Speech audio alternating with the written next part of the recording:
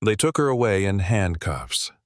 Right there in the middle of our perfect suburban street, the queen of the HOA, Susan Miller, stood in her bathrobe screaming at the FBI agents who were reading her rights. The same woman who once told me I didn't belong here was now being loaded into the back of a federal SUV. And all of it started with my wife's pink Porsche. It was one of those mornings that makes you think life is finally falling into place.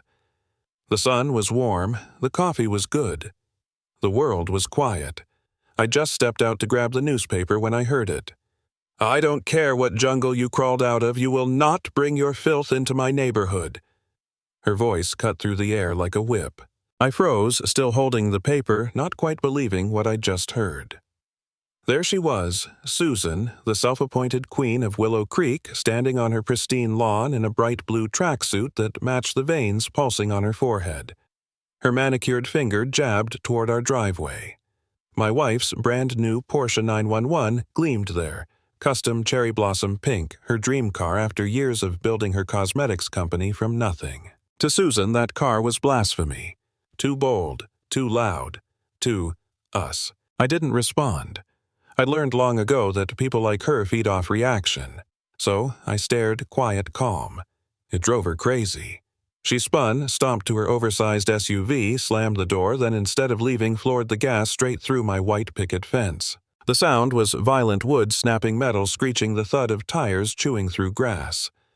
She never looked away. When she reversed, leaving muddy tracks and splinters behind, her grin said it all. She thought she'd won. I just stood there holding that useless newspaper, feeling the morning's peace rot into something ugly. My wife, Danielle, rushed out, robe fluttering, eyes wide. "What happened?" "It was her," I said quietly. "Our friendly HOA president just redecorated the lawn." Danielle's fury could have lit the sky. "I'm calling the cops." "Not yet," I told her. "We do this my way." So we documented everything. The paint transfer on the broken fence, the tire marks, the camera footage that captured every racist word, every deliberate move. It was all there. By the time the police showed up, 2 bored officers with clipboards and hollow sympathy, I already knew what was coming. "These things are hard to prove, sir." "Maybe," I said, "but I think the video evidence will make it easier." That got their attention. While they took notes, I called my friend Mark. He runs a private security firm. "Pull everything you can on Susan Miller, 124 Willow Creek Lane. See if she's got family in the military." He didn't ask why. He just said, "Give me an hour." 30 minutes later, as the cops drove off, I got a text. "Divorced. 1 brother, Master Sergeant. Stationed nearby. Known to get involved in her disputes." Almost on cue, a lifted pickup rolled into view, decked with Army decals. Out stepped a man built like a tank, bald head gleaming under the sun. Susan followed behind him, smug as ever. So this was her cavalry. He didn't knock. He marched across her lawn, across the street onto mine. Danielle's hand gripped mine tight. I told her softly, "I've got this." The man stopped 10 feet away. "You, the one causing problems for my sister?" His voice was low, practiced, designed to intimidate. I stayed still. "Your sister drove through my fence. She says you threatened her. She lied." He stepped closer, close enough for me to smell the stale coffee on his breath. "You think you can come in here with your flashy cars and your attitude. My sister says that pink car's an eyesore. She wants it gone. Give her the keys and we'll call it even."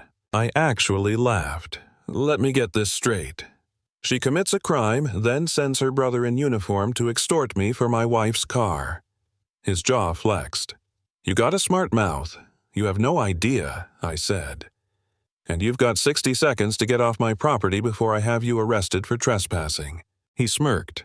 "You? And what army?" "Oh," I said, dialing my phone, "yours." I turned my back to him, calm as stone. "Yes, connect me to the Provost Marshal's office at Fort Hamilton, please. I need to report a UCMJ violation by a Master Sergeant." Name tag reads, Reynolds. The color drained from his face. Susan's smile faltered. She had no idea what those letters UCMJ meant, but her brother did. Within minutes, a military police SUV rolled down our streetlights flashing. The MPs handled it professionally. Reynolds was ordered back to base pending investigation. Susan screamed that it wasn't fair that she was the victim, but nobody listened. Watching her brother driven away, she looked like a queen stripped of her crown. For a moment, I wondered if I'd gone too far. Maybe I should have let it go. Maybe I was just feeding the fire. But then I looked at Danielle at the broken fence, the tears in her eyes, and I knew this wasn't about pride. It was about drawing a line. So I went on offense. I sent every piece of footage to the National Property Management Company overseeing our HOA. The email subject line was short: formal complaint and legal notice. I signed it: Senior Counsel Judge, Advocate General's Court. An hour later, I got a call from a trembling regional manager named Gerald. Mr. Hill. Sir, I am so sorry. This is unacceptable. We're launching an immediate investigation. Not an investigation, I cut in. A removal. 48 hours, and the HOA pays for the fence. Yes, sir. But Susan wasn't done. She took to the neighborhood's private social page that night, spinning the story. I've dedicated years to this community, she wrote. Now I'm being targeted by outsiders who don't respect our values. Within hours, her followers crawled out of the woodwork. Anonymous comments, glares from cars passing by, a bag of trash dumped on our lawn. And one morning, Danielle found a long, deliberate key scratch running the length of her Porsche. She touched the scar on the paint, voice shaking. They hate us because we don't fit their mold. I pulled her close. They hate you because you succeeded. But we'll fight back. I installed more cameras front-back driveway. I sent a full harassment report to the HOA, the police, and my military contacts. Then out of nowhere, a note appeared in our mailbox. I know who's doing this.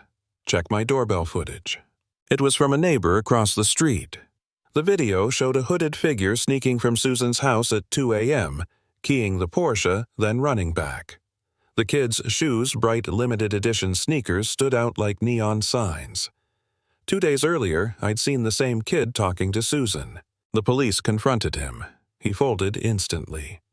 She paid me $200, he confessed. Now it was conspiracy, vandalism, hate crime, and solicitation of a minor. The walls were closing in. Then came the twist I never saw coming. The base commander called me in.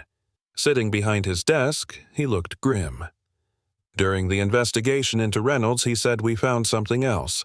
Susan has a friend, a civilian contractor working on base.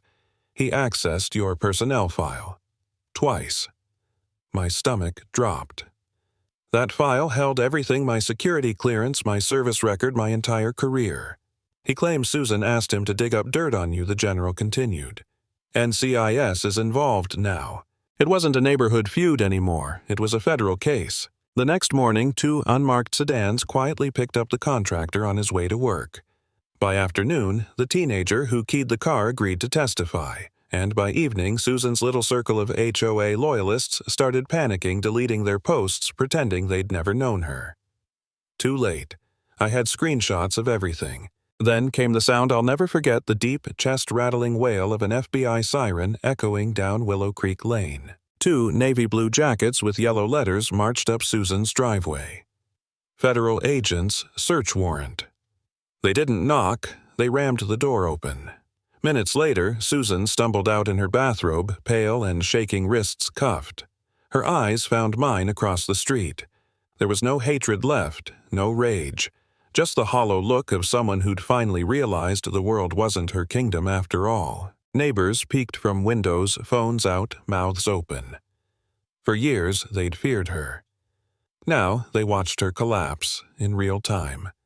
The same people who once nodded nervously at her HOA meetings stood silent as she screamed, "You can't do this to me. I'm the victim here." But the agents kept walking. They searched her house for hours, carrying out boxes of files, computers, phones. Every shred of her self-made empire was evidence now. And just like that, the tyrant of Willow Creek was gone. I didn't feel joy, not really. Just a quiet, heavy finality. The fence was rebuilt stronger. Darker wood this time. Danielle's Porsche was repaired, shining brighter than ever under the morning sun. She added a small decal to the door, a phoenix rising from flames. Weeks later, I got the official notice: Susan Miller convicted on multiple counts, federal conspiracy, harassment, data breach. 3 years in prison. Her brother demoted 2 ranks, his career effectively over. The neighborhood changed overnight. The whispers stopped. The smiles returned. And for the first time since we moved in, Willow Creek felt like home. I wish I could say I celebrated, but that's not how this story ends.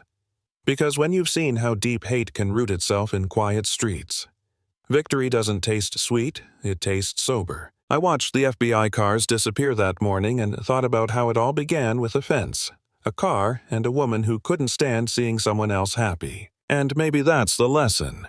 When people build fences to keep you out, make sure yours are strong enough to keep your peace in.